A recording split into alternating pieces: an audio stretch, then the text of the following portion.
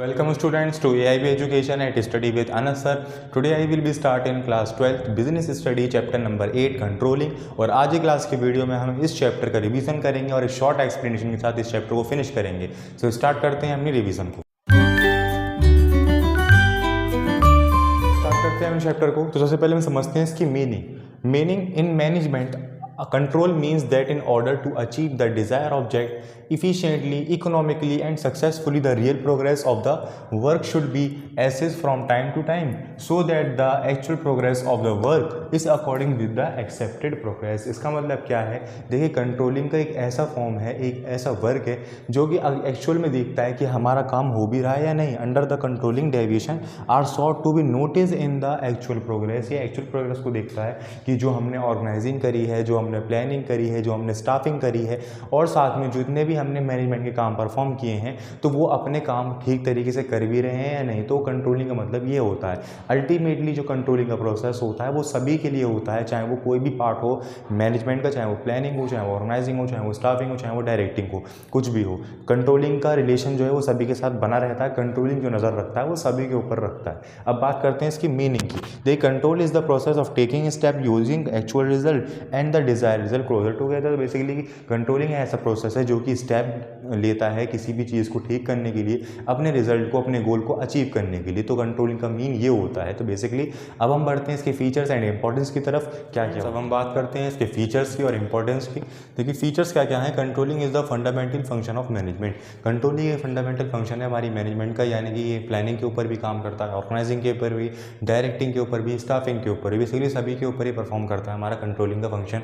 Second, controlling is the goal oriented function. Controlling ऐसा function है जो कि एक कंट्रोल करने में हेल्प करता है कि हमारा काम अच्छी तरीके से हो रहा है या नहीं हो रहा, जो हमने स्टैंडर्ड निकाले थे उनके ऊपर चल रहे हैं या नहीं चल रहे। तो बेसिकली जब हमारी कंट्रोलिंग बेटर वे में होती है तो सभी इंप्लॉयज़ एक अच्छी तरीके से काम करने में जुट जाते हैं और अल्टीमेटली हमारा गोल अचीव हो जाता है।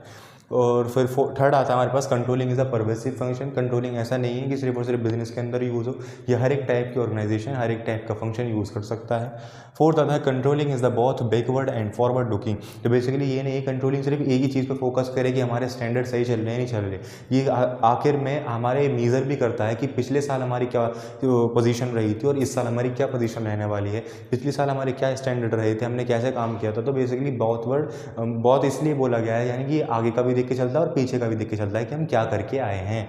और फिर फिफ्थ आता है controlling is a very closely related to the planning. वैसे तो कंट्रोलिंग सबसे रिलेट करता है, ऑर्गेनाइजिंग से, डायरेक्टिंग, स्टाफिंग से बड़ी ज़्यादा रिलेट जो करता है वो प्लानिंग से करता है। ये याद रखना है आपको, जैसे मैंने समझा भी रखा है, प्लानिंग, ऑर्गेनाइजिंग, स्टाफिंग, डायरेक्टिंग, फिर आता है कंट्रोलिंग। कंट्रोलिंग के बाद अल्टीमेटली प्लानिंग का ही प्रोसेस स्टार्ट हो जाता है हमारा। अब बात करते हैं हम इंपॉर्टेंस की। देखिए इंपॉर्टेंस, अगर हमें फीचर्स अच्छे से आते होंगे तो इंपॉर्टेंस हम खुद ही बना लेंगे। तो इंपॉर्टेंस फर्स्ट आती है हमारे पास अकम्प्लिशिंग ऑर्गेनाइजेशन गोल। जैसे कि हमें पता है कि जो हमारा कंट्रोलिंग का प्रोसेस होता है ये ऑर्गेनाइजेशन का हर एक फंक्शन पे, हर एक टाइप के ऊपर वर्क करता है, इसलिए इसको ऑर्गेनाइजेशनल गोल के अंदर डिटरमाइन किया गया है, डिनोट किया गया है। सेकंड आता है जजिंग एक्यूरेसी ऑफ स्टैंडर्ड्स। इसका मतलब ये है कि बेसिकली कंट्रोलिंग का मतलब क्या है। बेसिकली जजिंग का प्रोसेस है, कोई एक पर्सन कंट्रोल कर रहा होगा, देख रहा होगा, कोई गलती होगी तो उसको जज करेगा, अच्छी होगी तो उसको रिवॉर्ड देगा। तो ये सब चीज़ें होती हैं। फिर आता है making efficient of use of resources, यानी कि जब किसी बंदे के अंडर में कोई काम होता है तो वो ये देख सकता है कि सभी रिसोर्सेज का एक अच्छी तरीके से यूज़ हो रहा है या नहीं हो रहा, किसी रिसोर्स का कम यूज़ तो नहीं हो रहा, किसी यूज़ का ज़रूरत से ज़्यादा यूज़ तो नहीं हो रहा। तो ये सब चीज़ें होती हैं। फिर फोर्थ आता है इम्प्रूविंग एम्प्लॉयज़ मोटिवेशन। जैसे कि हम कंट्रोलिंग का, जैसे हमारा नाम दिमाग में आ रहा है तो एक थोड़ा ये फिगर बन रही है कि कंट्रोलिंग कोई डांटने वाला पर्सन होगा, आपने काम नहीं किया डांट रहे हैं, वो ऐसा कुछ नहीं होता। देखो कंट्रोलिंग का प्रोसेस सिर्फ सिंपल यही है कि अपने काम को देखना कि वो ठीक तरीके से हो या नहीं हो रहा। अगर हमारे एम्प्लॉयज़ किसी काम में भटक गए हैं तो उनको मोटिवेट भी करना ताकि वो दोबारा से अपने काम में जुट जाएं और इफिशियंसी के साथ दोबारा काम शुरू कर दें। तो ये ensuring order and discipline, basically discipline बनाने में मदद करता है कि जब कोई कंट्रोलिंग वाला पर्सन ही नहीं होगा तो एम्प्लॉयज़ का जो मन करेगा वो करेंगे, काम किया नहीं किया, बैठे हैं तो बैठे ही हैं, तो ये सब नहीं होगा अगर हम कंट्रोलिंग का प्रोसेस अच्छी तरीके से परफॉर्म करेंगे। तो कंट्रोलर भी हमारा बढ़िया होना चाहिए, ये नहीं वो एम्प्लॉयज़ के साथ वो भी आराम करने लग जाए। ठीक है। फिर 6th आता है हमारे पास फैसिलिटी कोऑर्डिनेशन इन एक्शन, यानी कि ये जो कंट्रोलिंग का प्रोसेस होता है अल्टीमेटली हमारा ये भी एक मेजर फंक्शन परफॉर्म करता है कि सभी एक्शन के अंदर सभी का कोऑर्डिनेशन लेके चलना, जो कि काफ़ी इंपॉर्टेंस है। ठीक है, तो ये थे हमारे कुछ importance and then feature. I hope आपके समझ में आए होंगे। अब हम बढ़ते हैं इसके प्रोसेस के ऊपर, जो कि इस चैप्टर का सबसे ज़्यादा इंपॉर्टेंट। अब हम बढ़ते हैं अपने कंट्रोलिंग के प्रोसेस के ऊपर। देखिए फर्स्ट प्रोसेस जो आता है हमारे पास आता है सेटिंग परफॉर्मेंस स्टैंडर्ड। इसका मतलब क्या है? It refer to setting the criteria against which actual performance can be measured. Standard can be set the both quantity and quality terms should be flexible, यानी कि हम जब यहाँ पे सेटिंग करते हैं अपने परफॉर्मेंस की, अपने स्टैंडर्ड्स की, और ये परफॉर्मेंस जो स्टैंडर्ड है ये दो टर्म के अंदर होती है, बेसिकली क्वालिटी और एक क्वांटिटी। बेसिकली क्वांटिटी का मतलब ये है कि हम कोई प्रोडक्ट बना रहे हैं, उसको बनाने के लिए इनफ कॉस्ट लग रही है नहीं लग रही, कहीं ज़्यादा कॉस्ट तो नहीं लग रही, कहीं ज़्यादा टाइम कंज्यूम तो नहीं हो रहा उसको बनाने में।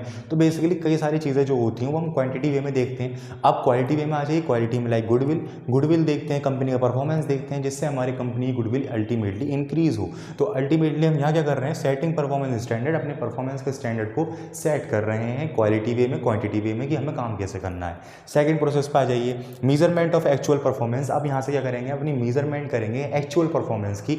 इन the sense measurement is normally done after the task is completed but wherever possible it to be should the during the performance. Basically देखो क्या क्या होता है, मेजरमेंट अब कब करेंगे? जब हमारा काम हो चुका होगा। तो ज़्यादातर नॉर्मली जो चेकिंग की जाती है वो काम होने के बाद की जाती है, बट कभी कभार ऐसी सिचुएशन क्रिएट हो जाती है कि हमें काम के बीच में भी चेकिंग करनी पड़ सकती है कि अल्टीमेटली अगर हमें घर नुकसान हो रहा है तो वो हो कैसे रहा है। तो बल्कि उसे बात में छोड़िए, आप ये देखिए कि जब हम मेजरमेंट करेंगे तो अल्टीमेटली कब करेंगे? जब हमारा काम हो जाएगा जब। और इसके अंदर क्या क्या इंक्लूड होता है? Personal observation, sample checking and performance report की हमें जो आगे भेजनी है अपनी मैनेजमेंट को। तो इसके अंदर हम ये करते हैं। आई होप आपकी समझ में आया होगा। अब थर्ड आ जाइए, comparison of actual performance with standard, यानी कि अब हमने यहाँ क्या कर लिया? अपना कंपैरिजन कर, मेजरमेंट कर लिया एक्चुअल परफॉर्मेंस की, कैसे आई है, अच्छी आई है, खराब आई है, वो अलग बात है। फिर अब हम करेंगे अपनी कंपैरिजन इन द सेंस जो हमने स्टैंडर्ड्स निकाले थे उसके मुताबिक हमारी परफॉर्मेंस हुई है या नहीं हुई है। जैसे फॉर एग्जांपल हमारा जो स्टैंडर्ड था वो था 10 यूनिट का, कि हमको 10 यूनिट जो है वो आउटपुट देना है अपनी कंपनी में से। ठीक है, अब एक जगह में आ जाइए, तो यहाँ पे हमने क्या करा? हमने 9 यूनिट आउटपुट दिया, 9 यूनिट आउटपुट हमने दिया। तो यहाँ पे क्या हुआ?